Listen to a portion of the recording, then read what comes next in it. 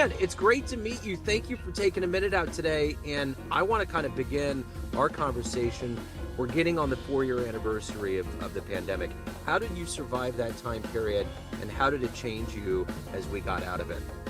Great question. I think I was pretty lucky actually because I'm a jazz musician, but I also live as a freelance musician for the last 12 years in Montreal, and I'm lucky enough to be part of the like TV show and industry, and that's pretty much the same thing that didn't close during the whole pandemic. So I did a whole bunch of, we have the equivalent of The Voice here, which is La Voix, and a bunch of shows like that. So it kept me going, and we also had Justin Trudeau made something that like all the people that couldn't work as much as before got some type of revenue. Like I think it was $2,000 a month. So mixing that with all the gigs I went, it was all right. It wasn't the greatest year, but I think I feel I'm pretty lucky. I'm one of the lucky people that kept working a little bit, and you know, I had more free time as usual, but that let me do my album and compose more, and use my free time to do some positive stuff and do some more creating stuff. Yeah, for sure. So the latest album is Glimpse, correct? Yeah, exactly. So let's get into the abstract. How did this album come about? I mean, it was obviously done during the pandemic. What was kind of the motivating force? Well, I've always told myself that I would do it, make my own album, start my own music. But I guess I got pretty comfortable with the freelance thing, just playing some wedding gigs and usual stuff. And I I got very busy with it also, playing a couple hundreds gigs every year, and I was running around everywhere, so I never really had the time to sit down and be like, okay, if I want to make this stuff happen, I need to build a team around me. I need some PR. I need some, artists working on the cover. All Yeah. the stuff that's not the music, because the music was there. I always been writing music, and the music was there to be released, but I needed to focus. So I guess when the pandemic hit, I'm like, hey man, if I don't do it now, I've been saying for the last 10 years that I would do it. If it's not happening right now, it's never gonna happen. So it pushed me a little bit to just do it. Make the move. So what are you ultimately hoping the listener gets from this album? What's your anticipation? I guess like because I was hesitating. I used to play in a lot of like more funky bands. One of my heroes is Roy Hargrove. I love some of his grooving material, and I thought, you know what? If I'm gonna do my own stuff, I'd rather do the more crazy, out there, out of the box music, because if I don't do it by myself, it's never gonna happen. I'm always gonna be able to play pop music and funk and hip hop and R&B, soul, and all that stuff, other stuff that I'm playing. But I'm like, if I want a project to play that crazy stuff, I better make it happen myself, or it's never. So I try to, go out of the box, and I hope like the people that come to the show are, even if I'm not like reinventing music or anything, I hope they're feeling like it's a bit new, and it's like pushing things a little bit, and that's the main goal. So how did this all begin for you? How did this journey into the music and more specifically jazz happen for you? Well, I started early. Like I picked up the trumpet when I was 6, which is pretty unusual. But all my family are musicians. I have 4 sisters. They're all singers and pianists, and they all play a bunch of instruments.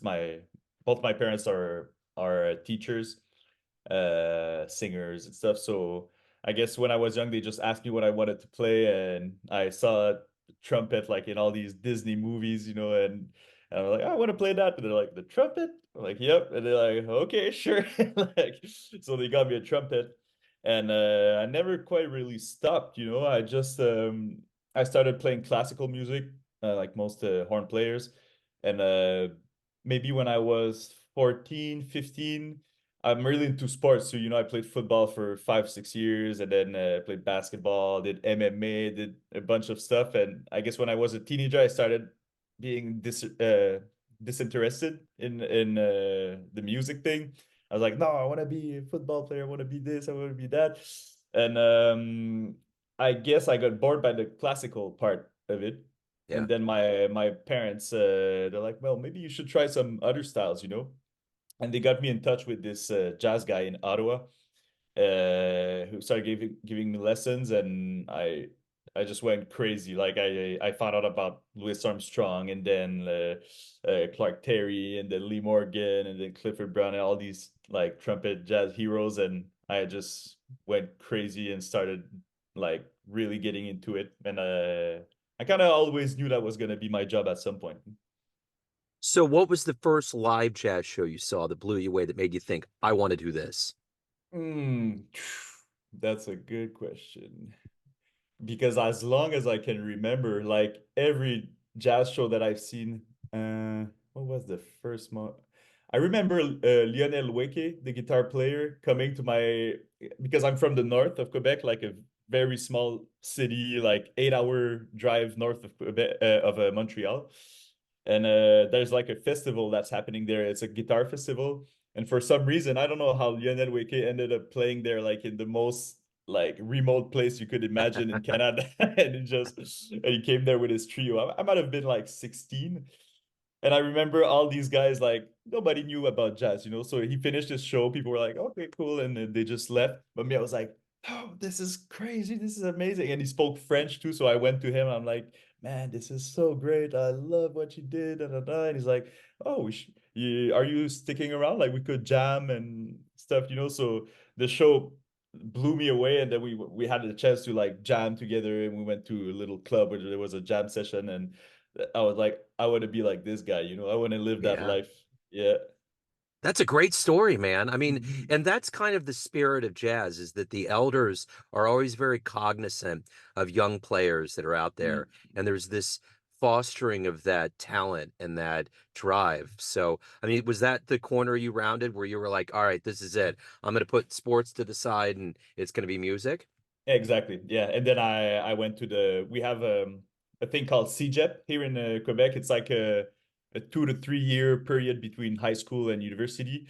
And you can start to like focus on a subject. So I chose music, and you know, I went all in. Right on. So, what was the stage that you always felt like you wanted to play on and Dream realized you finally got to play on it? I guess it's our own jazz fest here in Montreal. It's become one of the biggest jazz fests in the world. I think it's the biggest in attendance, if I'm not mistaken. So, and just last year, I got an offer to play on the main stage with my own project. It's like a stage that I've played a couple times with different pop artists and all that. But when you go there to play your own music, it's a whole different feeling. Like you know, because I play a lot, so I don't really get nervous or anything like that anymore. But for this one, man, I walked on stage and there was maybe 12,000 people. I don't know, just waiting to hear the music. I was like, holy crap! Like that got me stressed. Like I maybe be a kid again. You know, a good stress. Like, oh wow, I need to perform well. I need to be good. This needs to be the show. So yeah, that was a dream come true. So, what is it that you like the best about being a professional musician? There's all of these things that you talked about. I mean, you're making albums, you're marketing, you're performing live, you're doing all these things, but what gets you up every day? I guess the traveling part is one of the of my favorite, you know, meeting people. I love that stuff. Like I go on tour with different artists, and you get into these weird festival in weird parts of the world that you didn't imagine that existed. And then you meet, you know, just like passionate people that really like they love what they're doing, because they're not always rolling like red carpets for us, and they're not always giving us like the crazy hotels and like, you know, but you feel that everybody's there just because they love what they're doing. And so I think meeting passionate people is what I really love about that job. So, at the end of the day, why do you love jazz? I guess the improvisation part and the creative aspect of it, like uh I feel like I'm playing jazz. I don't have to care that much for like the views and the amount of people in the room, or you know, that it's all these things that I have absolutely no worries about. It's just like me and the band, we always play at our best. Like no matter how many people there in the room, we're playing like it's our last gig and it's our last show, and it's the energy that we give. I think that's my favorite part. So anything coming up live, anything that you have that's on the radar, any projects, anything that's going on? Yes, I'm leaving with this Haitian artist called Voxambu in Europe in 2 or 3 weeks. So we're gonna hit UK, um, France, Belgium. I guess we got a 10 or a dozen dates, a bit all around Europe, Yeah. and then I'm coming back for the summer, and playing jazz festival and all the stuff in my city is very busy during summer. So it's gonna be a fun year. So if you could get into a time machine and go back in time and see one jazz show, one musician live, where are you going? Oh man. I guess I would have to go for Clark Terry, which is like my hero, my favorite trumpet player, and I keep going back to him, Even sometimes I stop listening for a while and then I always go back to this guy. So I think I would have to see him live for sure. Have you seen that movie with Justin Coughlin about him being his mentor? No. Oh, you got to check it out, man. It Oh was wow. I didn't it know was that. it was towards kind of the end of his life. He was in bad shape, but he really trained Justin. He was kind of his protege, and it just kind of gets into the history of Clark being in the Tonight Show band and how he kind of did his thing, but focuses also on Justin. Yeah, just search for it, Wow. check it out. You'll dig it. I'm gonna do that tonight, I Yeah, for sure. think. So at the end of the day, everyone has a perception of you, family, friends, fans, but you run the show. What's your perception of you? Who do you think you are? Interesting question.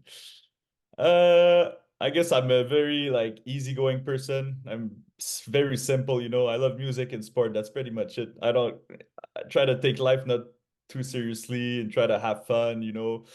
Um, I think that's the idea of me. I keep it simple all the time. I don't try to overthink things. I don't try to I think that's what's keeping me happy, especially in this job. Sometimes it's difficult. It's not always the greatest money or the greatest conditions and all that. But if you don't overthink it, everything's gonna be fine. Right on. So Glimpse is the latest album. Bandcamp, I would presume, is the best place to purchase it. Yes, yes. It's on streaming. So if anyone wants to find out about your shows, that come see you live, anything else about your world, where is the best place to go? On my website, RemiCormier.com, you'll be able to see all the dates and all that stuff that's coming up. Right on, Remi. This has been great, man. Thank you for your Yeah, time. man. Thank you for your Thank you story. very much. Yeah, that was interesting. Yeah, right on, man. And then before